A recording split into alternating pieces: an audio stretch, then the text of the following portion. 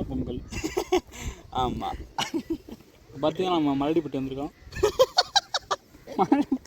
மழை பிடிக்காம வைக்கிறா வந்து உட்காந்துருக்கோம். ஒன்றும் பாறை தீனி ஒன்றும் கிடைக்கல. அந்த பாறை பார்த்தீங்கன்னா கிடைக்குது. ஒரு 200 வருஷம் பழமையான பாறை. இந்த பாறையில் தான் திருவள்ளுவர் உட்காந்து திருவள்ளுவர் தான் திருக்குறள் அது திருவள்ளுவர் உட்காந்து திருக்குறள் எழுதினார். அது இல்லாமல் இங்கே தான் நிறையா நீ அங்கே உள்ள பிள்ளைகளை பார்த்துட்டு இருக்க. பிள்ளைங்களாம் வந்துடுறாங்க. பார்க்கும்போது வயிற்றுச்சலாக இருக்குது, ரொம்ப கஷ்டமாக இருக்குது. எனக்கு மனசே கேட்கலை. நன்றி.